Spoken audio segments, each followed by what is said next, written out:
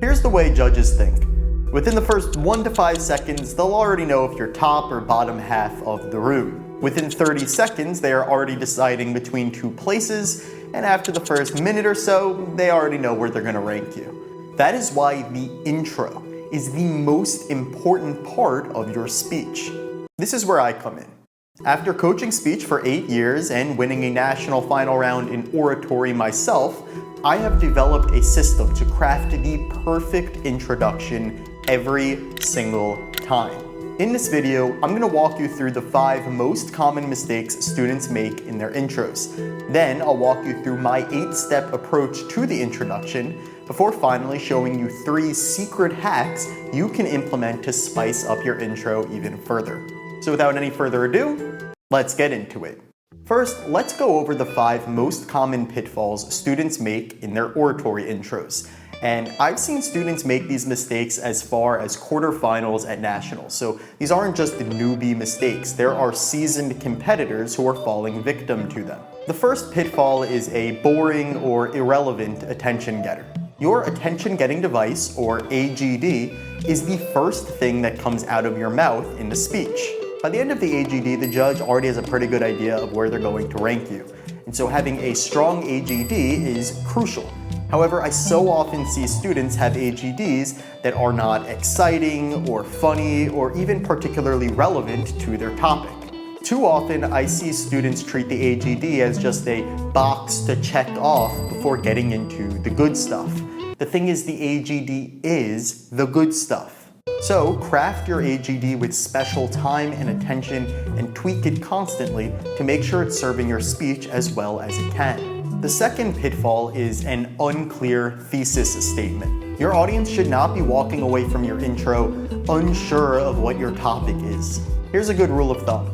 If I as an audience member can't define your topic in 1 sentence, then it's not clear enough. If you're not sure how to make sure you have a clear topic, I have an entire video dedicated to topic selection right here. The third common pitfall is a lack of urgency. Your intro should not only introduce your topic, but clearly demonstrate that it is a problem that needs to be addressed immediately. Your audience should be sitting on the edge of their seats, waiting to hear what comes next. And you create that suspense by demonstrating early what a problem your topic is. Otherwise, your audience might tune out as you head into your first point. Now, the next 2 pitfalls relate more to delivery than content, but writing feeds presentation, so keep them in mind as you write. The first is a one-toned intro. Maybe your attention getter is really slow and dramatic, and then it keeps being slow and dramatic. This gets old really fast. If everything in your speech sounds super dramatic, then nothing really does. So make sure you vary the tone throughout your intro. The last mistake is that students speak too quietly. You want to come out of the gates commanding the room, and it's hard to do that if you're whispering your entire intro. This is why I often recommend funny AGDs, because even if they're not the most suspenseful, at the very least, you will sound extremely confident. So however loud you normally speak during your speech, amp it up a tad for your intro, and especially the AGD. So those are the 5 pitfalls of an oratory introduction. Avoid those at all costs. But what should you do instead? Well, here are the 8 parts of a great introduction. First, the attention-getting device, or AGD. Second, the bridge. Third, the BGD general, or background general. Fourth, the BGD specific, or background specific. Fifth, the ascending tricolon of doom. Sixth, your thesis statement. Seventh, your roadmap. And 8th, your swag line. Let's get into each of these. First is the attention-getting device, or AGD, which we've already touched on a bit in this video. Now, your AGD serves 2 specific purposes: grabbing the audience's attention and setting the tone for your speech persona. The best way to do both simultaneously is through some kind of story or stand-up comedy bit. Like I said before, I usually prefer funny AGDs because they help you connect to your audience on a human level. If you can make them laugh, they'll be more invested in you personally. Remember, a speech is not a monologue, but a dialogue between you and each audience member. So if you induce laughter, you are inviting the audience in to participate in that dialogue. Now, if you aren't funny, don't force it. Instead, tell a dramatic story, either from history, fiction, or mythology.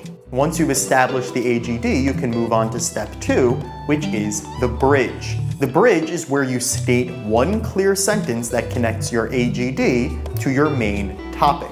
A foolproof template for the bridge is, and I find this insert problem to be the mentality not only in my AGD setting, but in our culture.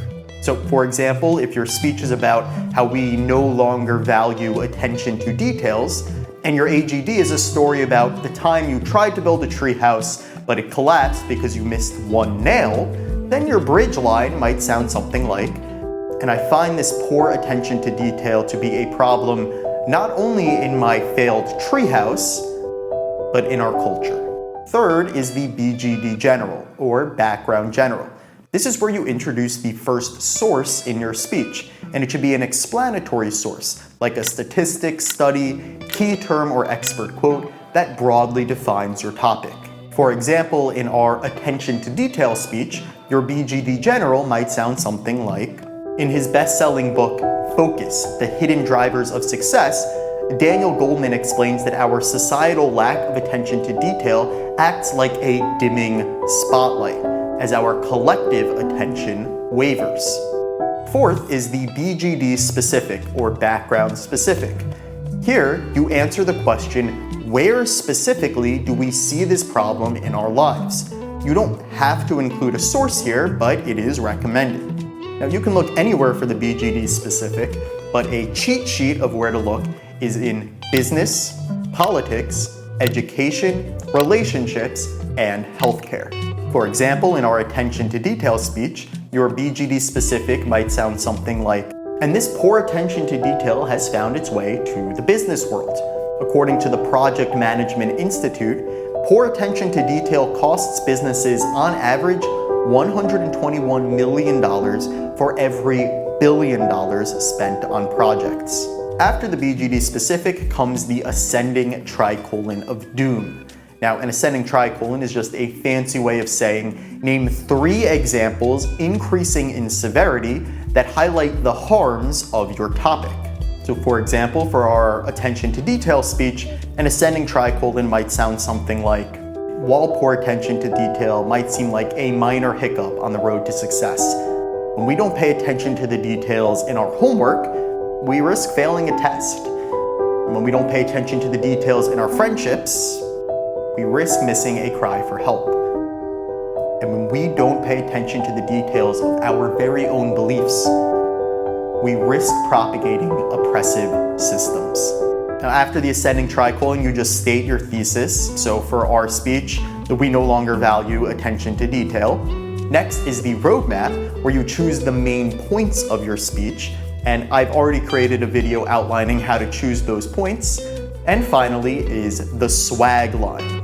This is where you state one final line that gets the audience pumped for the rest of your speech. One cool trick for the swag line is to introduce a quote followed by a motivational line as it pertains to the quote and your topic. For example, in our attention to detail speech, you might say something like, as Ralph Waldo Emerson once said, the creation of 1,000 forests is in one acorn. So let's crack some nuts.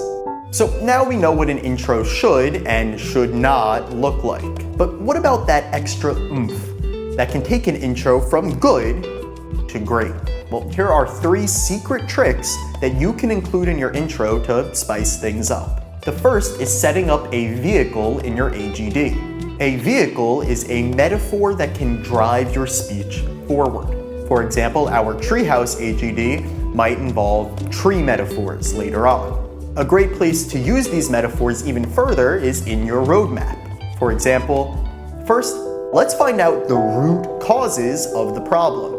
Then, we'll branch out and look at its effects before finally making like a tree and leaving this problem behind. The second secret trick is to follow the 8 words or less principle for your opening line.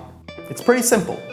Keep your opening line to 8 words or less. You want to build intrigue around what you're going to say next, and having a clear, concise opening line is a great way to do that. For example, a B+ opening line for our speech might be, "When I was 9, I went out in the backyard, dusted off some old planks, and got to work building a treehouse." An A+ opening line, on the other hand, might be, "My treehouses would make Bob the Builder weep."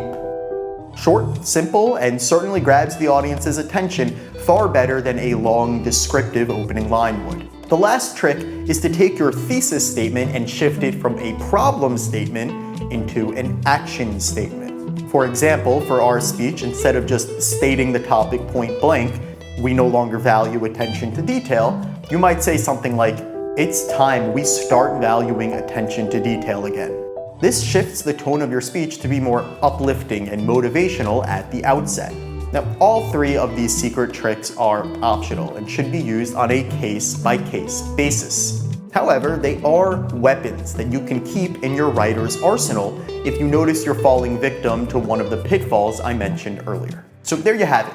By now you should be able to craft an excellent introduction for your oratory. However, if you want an even more in-depth guide, I have an entire ebook written about oratory intros on my website at justincooperspeech.com. The link is in the description. Additionally, I do offer one-on-one personalized attention in the form of coaching and speech reviews, also on my website.